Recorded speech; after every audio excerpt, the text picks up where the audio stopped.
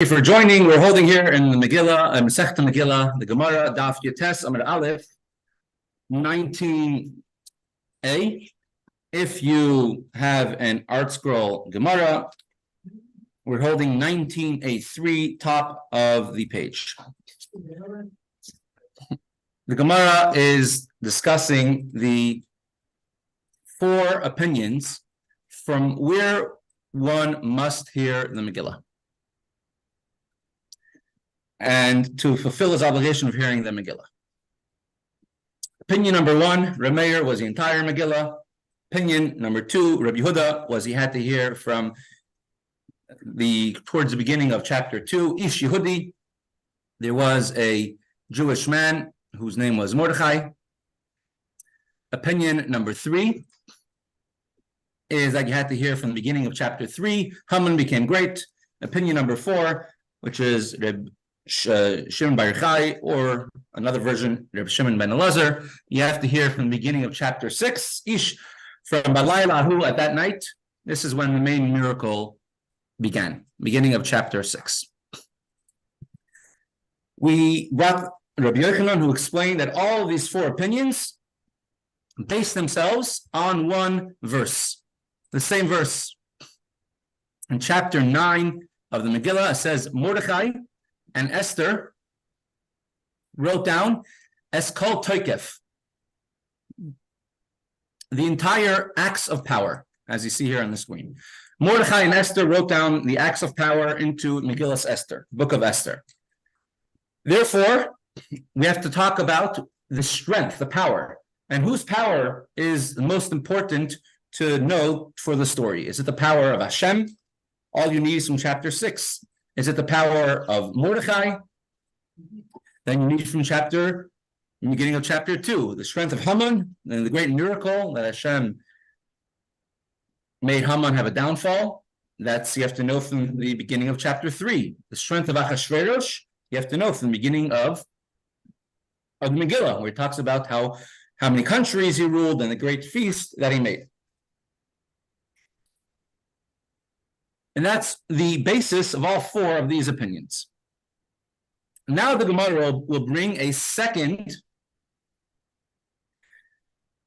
opinion, a second source for all of these four views, from where one must hear the Megillah from. Ideally, one should hear the entire Megillah, but from where one must hear the Megillah from. It's four different views. Halacha is going to be like Rabbi Meir, then one must hear the entire Megillah. The question is, why does the Gemara have to bring a second source for all these views? What's wrong with the one of Rabbi Yochanan? He says you have to speak about Toikef, the strength, and yesterday we explained it's a strength of four different characters, or three characters plus Hashem in the Megillah. What's wrong with his answer? Why does Rabbi Huna need to give a second answer? And there's a sefer called Matas Elokim, which he explains. If you look at the words of the Megillah, which are highlighted now, the source of the opinion of Rabbi Yochanan, it says, Mordechai and Esther wrote down, Kol Toikef, the entire act of power. Kol means a whole thing. If you're basing yourself solely on this pasuk, on this verse, according to Rav Huna, it makes sense. You should have to read the whole Megillah. You have no source from this pasuk, Toikef, acts of strength, that one must read the Megillah from different area, from different points in the Megillah. Rather, you should read the entire Megillah. He holds, Rav Huna holds a different opinion. Look at the words of the Megillah, verse 26. Just 3 psukim before the words over here. It says, Al Pain, therefore, Karu, the Jews called, Layanim Me'ela, these days, Purim on Purim, Al Shema Pur, because of the lottery that Haman made. Al Pain, I called Divrei Ha'Igeres Azois. All of the words of this letter. Called Divrei Ha'Igeres Azois means the entire Megillah. Called Divrei. If you would learn from these words, one must read from the entire Megillah. what happened? What did everyone do? And what happened to them as a consequence? Let's read the Gemara inside.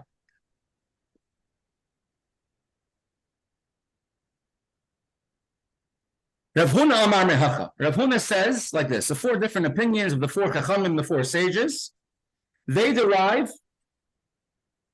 their opinions from a different source. It says in the Megillah, therefore, because of the words of this letter, what's the letter? The Megillah. The words of this letter. Megillah is written as a long letter. Nigeris. Right. Megillah is called a Nigeris, a letter, and it's written on parchment in the form of a letter. And of that which the Jews saw concerning this matter, and of that which had befallen them, therefore the Jews had proclaimed, had ordained that there would be 2 days of Purim. So what reason did they see fit to act in this way? And what happened to them as a result of what happened? Or as Rashi says in more clear words, the Megillah is written to record for eternity, forever, why everyone in the Megillah acted the way they did, and what was a result of what happened to them because of their actions. So that's what the Megillah is coming to teach you. Action and consequence. Right? So what happened to them as a consequence of what they did. So we want to see whose actions caused which consequences. The first opinion in the Mishnah, which was their mayor, which says one must read the entire Megillah. He says, he wants to see what are the consequences. What did Achashverosh do? How did he act? What caused him to use the vessels of the Beis HaMikdash? Achashverosh, he made a big feast and he took out the vessels of the Beis HaMikdash and he used them. What caused him to do that?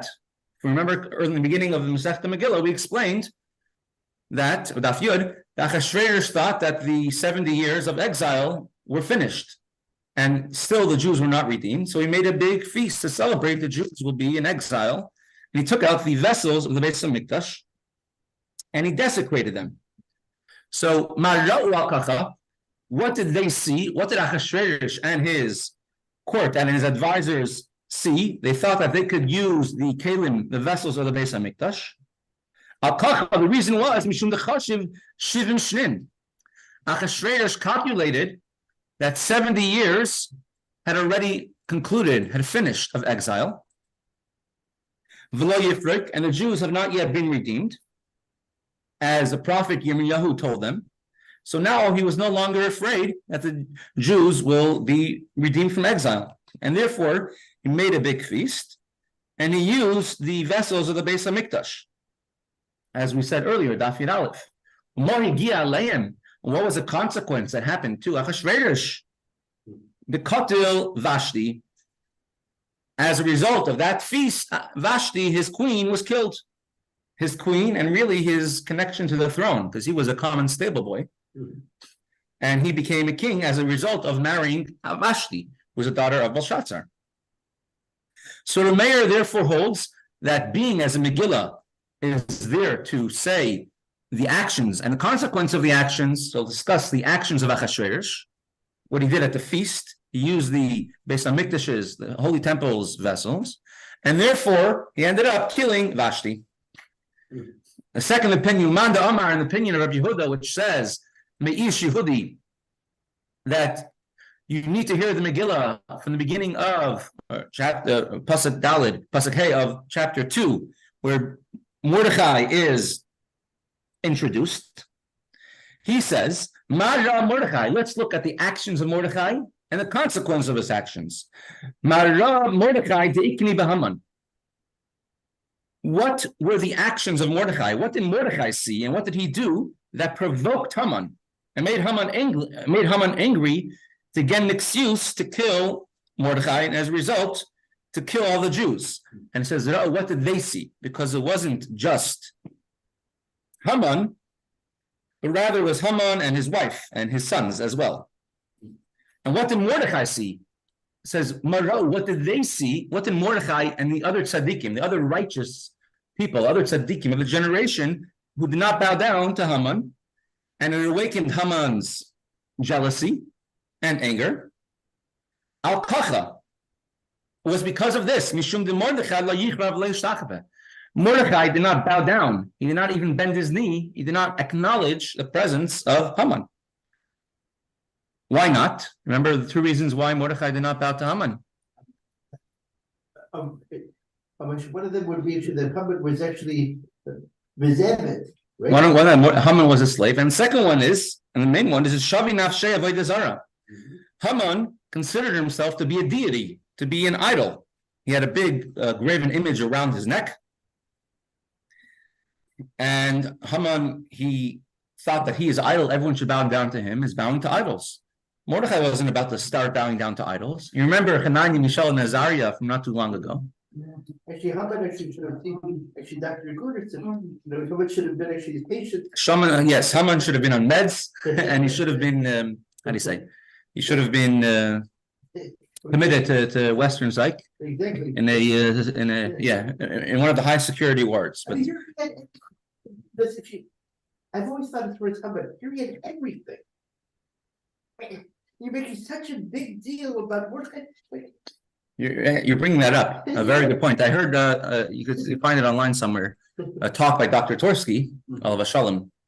He says that he sees members of the richest family of in the United States, the richest people in the world, and he sees many people of their families, and the issues that they have are humongous. Are very, very strong.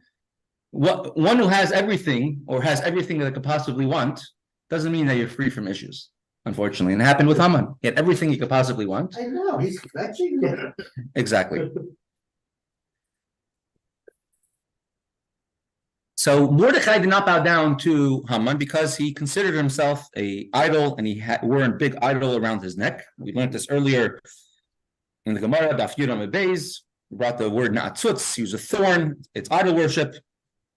Ma higia aleihem. And what was the results of Mordechai's self-sacrifice, Mordechai's commitment to not bowing down to Haman? Disrachesh nisa, a great miracle happened. The question that Marsha asks over here, it only discusses Mordechai not bowing down to Haman at the beginning of chapter 3, where it says Haman became great, and then a few verses later it says, and Mordechai did not bow down. Right? Verse 1, Achashverosh promoted Haman, made him great. Verse 2, all the king's servants bowed down to Haman, and Mordechai will not bow down. That only took place in chapter 3. Rabbi Yehuda holds that you have to read from chapter 2, where it introduces Ish Yehudi. There was a Jewish man in Shushan, the capital. So according to Rabbi Yehuda, you should read from chapter 3, where it says Mordechai did not bow down, according to Rav Huna, how he explains Rabbi Yehuda. Why do you read from chapter 2, where it introduces Mordechai? It's not important to introduce him. It's important to know that he didn't bow to Haman. And the answer the Marsha gives is that the way Mordechai is introduced in the Megillah is not just Mordechai. Introduce him as Ish Yehudi. Yehudi means Judean, but the Gemara, we learned that he's Kaifer b'Avodah Zarah. He denied idols. He doesn't believe in any idols. That's the definition of who Mordechai was. Right? We don't introduce someone. We don't say, he's Dovi, the one who does not bow down to idols. We say Dovi the great, Dovi the grandson of the relative Rameir Arik.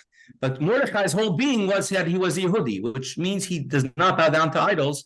And that's important to know from the very offset in chapter 2. So therefore we should read chapter 2 instead of just from chapter 3. Uman Amar, and the third opinion, Rabbi Yossi, which says that you must read the Megillah from the beginning of chapter 3, which introduces Haman. From chapter 3, after these things, and Haman is introduced and becomes the king's prime minister, Ma ra'a Haman. So now he wants to say what is the actions of Haman and what is the consequences of his actions. Ma ra'a Haman sheniskane bechol haYehudim. Why did Haman become incensed, angry with all the Jews? Al kacha, because of this. Mishum de Mordechai lo yichrav leishachve. Because Mordechai did not bow down to him or prostrate himself to Haman. Therefore, he found it as an excuse to kill all the Jews. It says in the Megillah, and Haman became, verse 6, Haman became contemptible only to harm Mordechai. It said he wanted to destroy Mordechai's entire nation. He said in the beginning, just Mordechai, then all the nation of Mordechai, which means all of the Torah scholars. And then he said, I can't stop with them. I'm going to do the whole Jewish nation. So Mara'u, what did they want? Haman and his sons wanted to destroy Mordechai and his colleagues and the entire Jewish nation. Doesn't help to say, oh, it's his fault, it's your fault, because at the end of the day, when someone hates the Jews, it's not because you're keeping Torah. It's not because you're not keeping Torah. It's not because you're wealthy and the Jews have all the money, and it's not because, as historically was, the Jews were poor and therefore punished for the wrongdoings, and therefore we should persecute them, not because we're rich, not because we're poor. It's because we have a Torah and we're Hashem's nation. And so Haman wanted to kill the entire Jewish nation because of Mordechai. And what happened to them? Tell you, the Megillah says, the Salu Oisai Vesbana Valaetz. Haman and all of his sons were hung on a tree. They were hanged on the gallows. As a result of Haman's anger to kill Mordechai, if he would have just let it go, not trying to kill Mordechai, life would have continued good for him. As a result of his anger, him and all of his sons were killed and hung on the gallows, hung on a tree. So we want to see the cause and effect of the actions of Haman. And that's a great miracle. Uman da Amar, and the opinion of Reb Shimon, which he says, Balaylahu, that one must read the Megillah from the beginning of chapter 6. That Balaylahu, on that night, the king's sleep was disturbed, as we learned yesterday, the Maimer of the Rebbe, which explains it.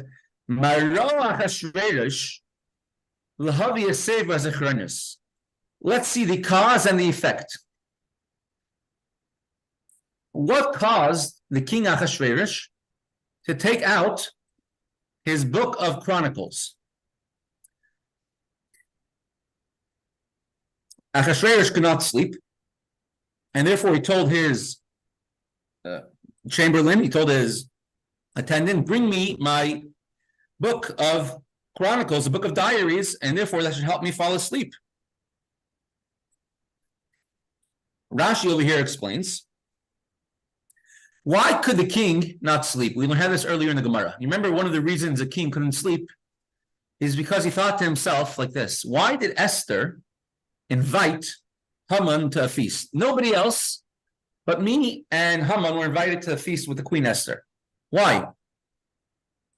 It must be that Esther is plotting against King Achashverosh, against me. And him and Haman are in cahoots to somehow get rid of me. And he couldn't sleep. His sleep was disturbed the whole night. Where do we have? We had it earlier in the Gemara about five lot ago that he thought to himself when we were going through the Megillah and explaining the Megillah pasuk by pasuk, verse by verse. So we have that in Rashi. He couldn't sleep because of the actions of Esther and Haman. He also couldn't sleep for other reasons. It says that the Jewish children were crying for their father, were crying with Mordechai, because Haman wanted to kill Mordechai. He wanted to hang him, so they're in heaven, their cries with the Jewish children caused a big ruckus, and therefore it caused that down here Achashverosh couldn't sleep. King thought to himself, how could it be I have no friends who would inform me about the plots? If you remember, we brought down that back in the day, there was a whole system of informants going on to all the Persian kings. If you inform someone else, then you got rewarded. Another person got killed, you got rewarded, you got to keep his house. The king thought to himself, if Haman and Esther are plotting to kill me, plotting something against me, why is no one telling me? It must be that in the past, I did not reward someone who did something good for me. So he called his attendant to bring him the royal chronicles, to read for him, is there anyone yet I have not honored, I have not given a reward for doing a service for me, for informing on someone else to me? And they brought the royal chronicles, and they see, it came up to the page that Mordecai informed to the king that Bigsan and Seresh were plotting to kill the king, and the king did not yet honor Mordecai. And that came up, and just as that happens, Haman walks in and asks, ready to ask the king permission, can I hang Mordecai? And instead, the king tells him, take Mordecai around the city and lead him on a horse, put on royal garments, and honor him in the city. What were the results of the king's, Achashverosh's, action that he told his chamberlain, he told his attendant to read the royal chronicles, the royal records? The result was this Sachesh Nisa, a great miracle happened, that Mordecai ended up owning Haman's house. Haman was hung on the tree. So a great miracle happened, all as a result of the actions of Achashverosh, that he told his chamberlain, he told his attendant to bring him the royal records to read what happened. And therefore, Mordecai was honored. So according to Rav Huna, the entire Megillah is all explaining this one pasuk. These four opinions are explaining this one pasuk.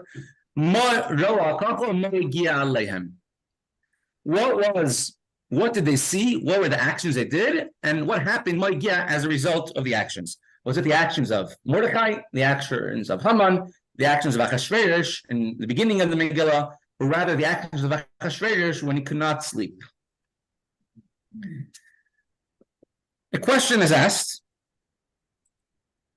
We have four opinions. Why four views? From where must one read the Megillah from? And each one had brought a different. Was it Reb Meir, Reb Shimon, Reb Yehuda, Reb Yossi, and each one started from a different place because of a different reason. They want to have the strength of Achashverosh. So you have to read from the beginning. You want to discuss the strength of Haman. So if that's the case, why read till the end of the Megillah? At the end of the Megillah, Haman is hung in chapter 7. Haman and his sons are hung in middle of chapter 9. What do you need the end of the Megillah for? Why read till the end? Chapter 10 of Megillah talks about the greatness of Achashverosh again. Why read till the end? Right. Let's go back to our Megillah. Let's go on to chapter 10, only 3 verses. It says Achashverosh, he made a tax on all of his lands, because now he was once again assured of his kingdom. All the greatness of the acts and the power of Achashverosh and the greatness of Mordecai are written down. And then Mordecai, the king, was second. Mordecai the Jew was second to the king Achashverosh, and he advocated for his brethren, etc. So why read till the end? The four opinions that you're reading either about the greatness of Haman, the greatness of Achashverosh, the greatness of Mordecai, the greatness of Hashem. So the greatness of Haman stops at chapter 9. The greatness of Hashem, you could say, goes till the end. The greatness of Achashverosh goes till the end. The greatness of Mordecai also goes, you could say, till about the. But why read until the end of the Megillah, which doesn't discuss, say, Haman? So the answer given by the Rivash or Chama, different Rishonim, or different Achronim, is that everyone agrees one must read preferably the entire Megillah. But they say that, and so therefore the miracle, everyone agrees with the opinion of Reb Shimon Bar Yochai or Reb Shimon ben Elazar, that you have to read the Toikev Shalnes, the strength, the power of the miracle, the juice, the meat of the miracle you have to read. And that goes from chapter 6 till the end. The other opinions just say that there's other things you have to add on, either the strength of Mordechai, or the strength of Achashverosh, or the strength of Haman. But everyone agrees you must read the strength of the miracle, which is from chapter 6 till the end.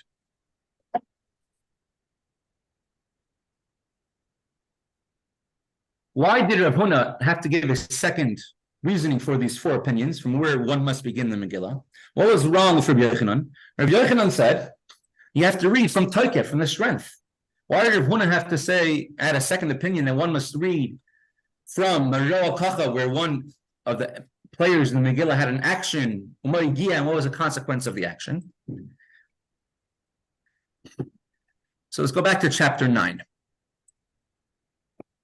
It's two different psukim, Pasuk Chavav, Pasuk Chavtes. Verse 29 says, Mordechai the Jew and Queen Esther wrote down, Kol Toikef, all the acts of power. Rav Huna holds, if you would learn from verse 29, from where to begin the Megillah, you would learn that you have to read the whole thing. Because it uses the word kol, the entire act of power. The whole entire act of power is the whole Megillah. And therefore, he cannot learn out of verse 29. Instead, he learns from where you begin the Megillah in verse 26. What they did, what different players in the Megillah actions they undertook, and what were the consequences. That's what Rav Huna holds. Rabbi Yochanan says, no, I cannot learn from verse 26. Because verse 26, the Megillah is called an igeres, a letter. Talking about the writing of the Megillah. Not about reading the Megillah. Everyone agrees that the Megillah must be written completely. Can't be missing any chapters. You must have the beginning, you must have the end, you must have the middle. You just be missing a little bit here, a word here, a pasuk here, but not an entire paragraph or chapter. Can't be missing. So everyone agrees that the Megillah must be written. And in verse 26, it speaks about igeres, a letter. So therefore, Rabbi Yochanan says, I cannot learn from verse 26 from where I must begin reading the Megillah. That I must learn from verse 29. So therefore, we needed these two opinions in the Gemara. I want to tell you that you don't need to read the entire Megillah and reasoning for it. And I want to tell you that when it's written down, the entire Megillah must be written down. Reading is a different story. Who's Allah like? Says the Gemara.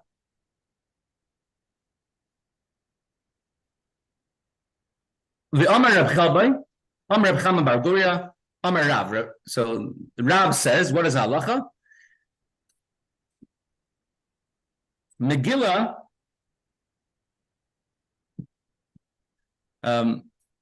halacha kedivrei ha'omer kula. Halacha goes in accordance with Rabbi Meir, that one must read the entire Megillah. You can't read just from chapter 2 or chapter 3 or chapter 6. That'll be, a pleasure. All you have to hear is from chapter 6. But Rav says that one halacha is like Rameir must read the entire Megillah from the beginning. And all the other opinions agree that the entire Megillah must be written, and they only disagree about from where you must hear the Megillah. And he says halacha is like Rameir, that one must read the entire Megillah. You cannot miss even a little bit. Question is, when Yehuda Nasi wrote the Megillah, they wrote the Mishnayos. Megillah was written long before him. It wasn't too often in Mishnayos we wrote halachas like this person. There are sometimes, but usually not. Usually there's a set of rules to follow. That if a Mishnah has no author, halachas like that. And then the author of that Mishnah is Rameir. But whenever a Mishnah quotes Rameir in his name, halacha is not like him. So whenever Rameir is quoted, halacha is not like him. And that's why they're quoting Rameir's name. That's usually the rule. There's a reason. I think there's a certain, something that happened and therefore was a penalty for something. I'm not sure. I don't remember the details right now. Our Mishnah quoted 3 opinions plus a 4th in the Gemara, and it quoted a name for every opinion from where one must hear the Megillah. Rameir was, you must hear the entire Megillah. if usually we don't paskin, we don't rule like Reb Meir, how come in this case you rule like Reb Meir? And one must hear the entire Megillah. Whenever you have a disagreement of Reb Meir and Reb Yossi, halacha is like Reb Yossi.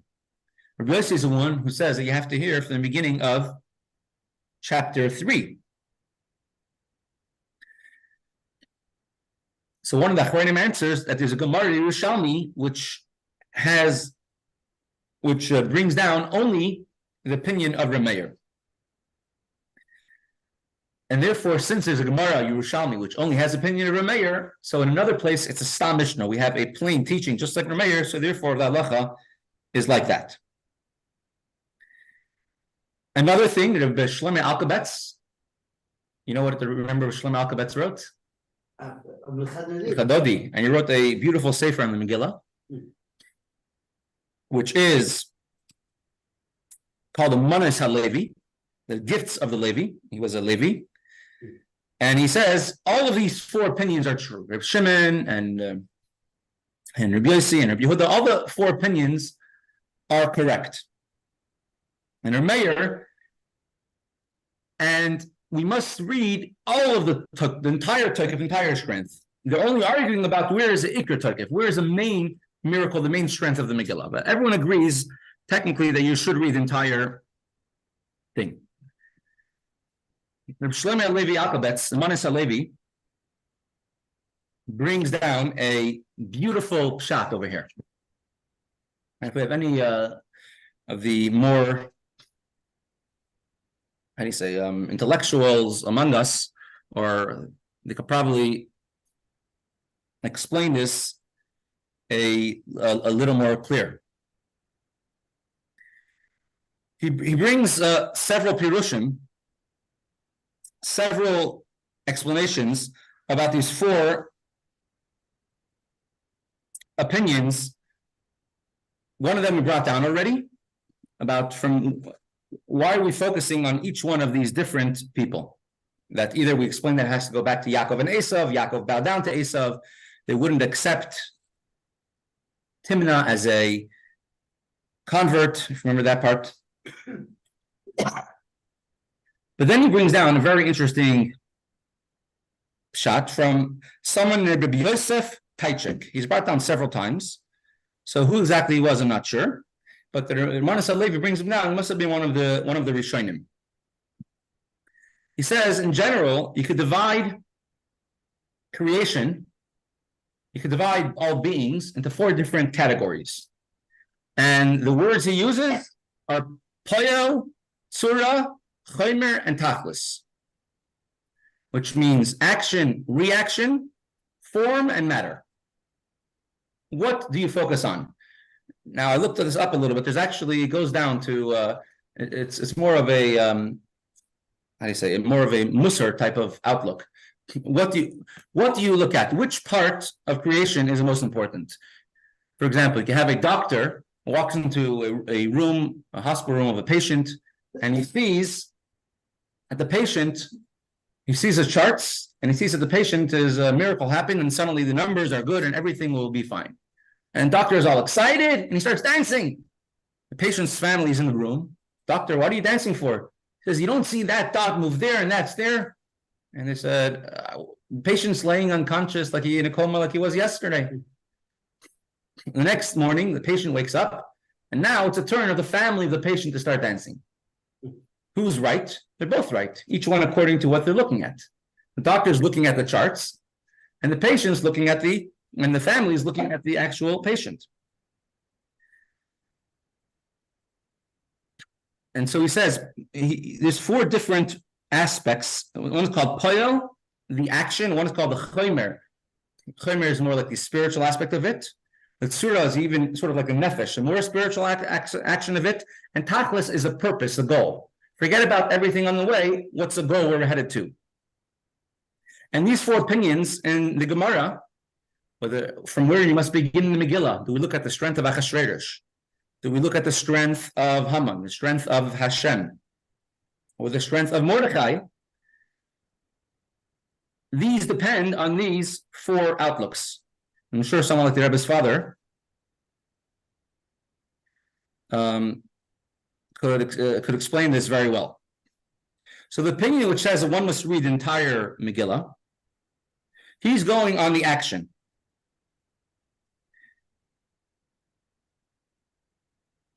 The upper.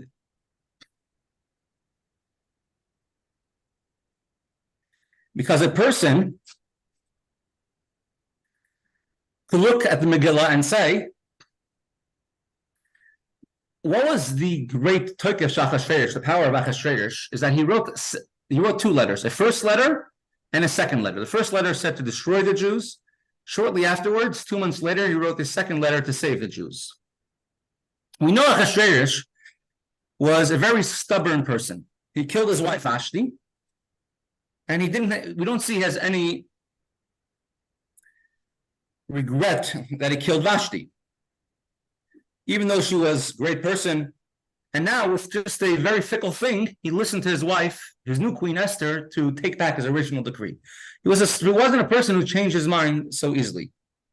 So that is a main miracle, the payalis, the effect that it had. And that's the opinion of Reb Meir, that you have to read the whole thing. You go from the power of Achashverosh. The opinion of Rabbi Yehuda, which you start from Ish Yehudi, that is going on.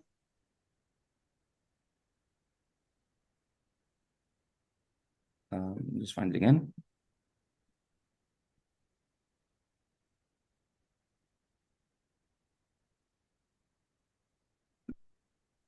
Going on the tachlis, what's the goal? The goal is Mordechai saved the Jews from danger. Everyone was in danger, either because of whatever decree, they bowed to the idol, or they benefited from the feast of Achashverosh. And in Mordechai's merit, everyone was saved, which is the ultimate miracle. The opinion which says that you go from chapter 3 from the part of Haman, says you look at what actually took place. When did Haman made a decree against the Jews? Everything else until then caused it. But Haman made the decree. So we have to read until where Haman made a decree, and then became the downfall. And the opinion which says, Balaylahu, talking about the strength of Hashem, it says, we look at the neshama, the tzura. Look at the spiritual aspect of it. And the spiritual aspect of it is that Haman was destroyed. Not that Haman had strength. Haman, the powers of evil, Haman and his sons were killed on the tree, and the Jews were saved. And therefore, that's the aspect that you look at. Therefore, these are the reasons, the 4 different opinions in the Gemara. Let's continue with the Gemara a little longer. We have about 8 more minutes left. The Amar Reb Chalbai, Amar Rav Goria, Amar Rav. Reb Chalbai said further in the name of Rav Goria and the name of Rav, Megillah nikras sefer, v'nikras igeres. Megillah at times is called a book, at times it's called a scroll. Here's verse 29. Queen Esther and Mordechai the Jew wrote down all the acts of power to confirm the second Purim letter. Purim is called a letter. At times, Purim is, the Megillah is called, 3 verses later, Basefer. Esther's order confirmed the matters of Purim. V'nichtav basefer. It is written in a sefer, a scroll, a book, like a sefer Torah. And therefore, in some aspects, a Megillah has to be like a letter. In some aspects, it has to be like a sefer Torah. In which aspect is it like a letter? In which aspect is it like a sefer Torah? Says the Gemara, She'im Tfara,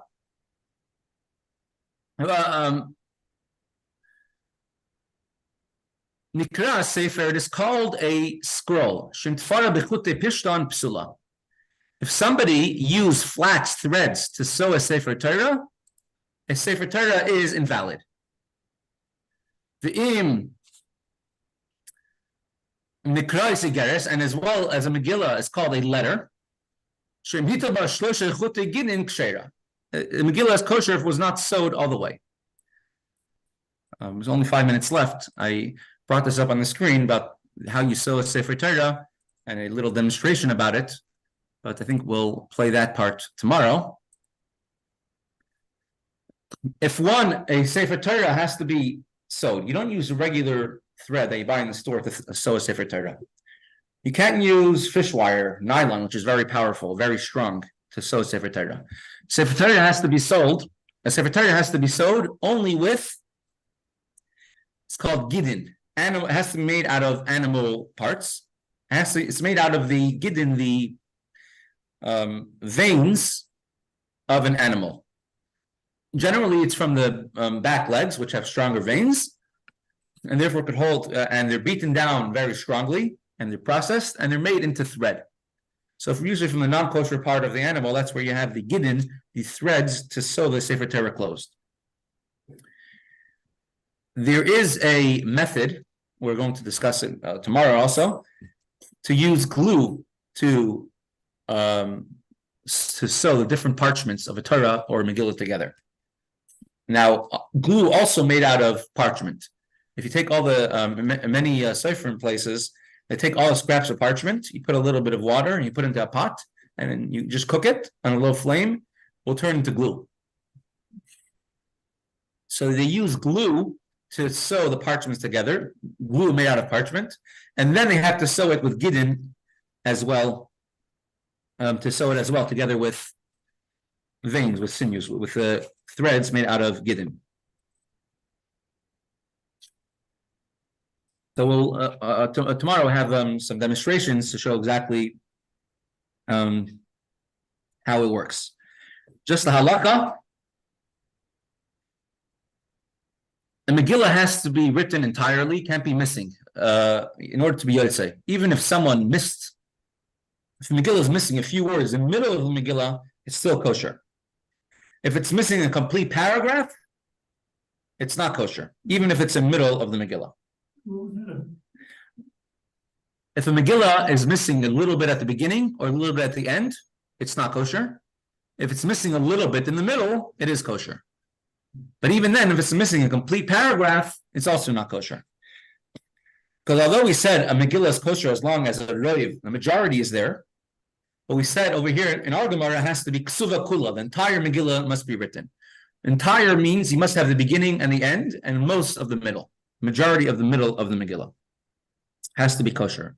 As well, the Pnei Yeshua writes that a Megillah is like similar to when we are fulfilling the mitzvah of destroying Amalek. We don't know who Amalek is today. We can't go around killing the people of Amalek because we don't know who they are. We don't know the nation they are. And I mean, if someone is harming Jews, it's definitely a mitzvah to get up and to kill them. But if we don't know who they are, don't know the people of Amalek, you can't fulfill the mitzvah of the Torah. And we fulfill it by hearing on Shabbos Parsha Zachar the parsha of Zachar of the war of Amalek being read in Shul, as well as listening to the Megillah and the Torah reading on Purim. And therefore, since it's comparable to the mitzvah of destroying Amalek, just like when you're reading from the Sefer Torah on Shabbos, you're not reading the whole Torah, you're reading a few psukim to hear the parsha of Amalek.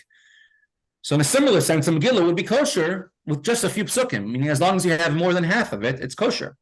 But since we says the words kol toikef, you have to read from an entire Megillah story. So therefore, it's enough if it's like a letter and you can read some of it by heart.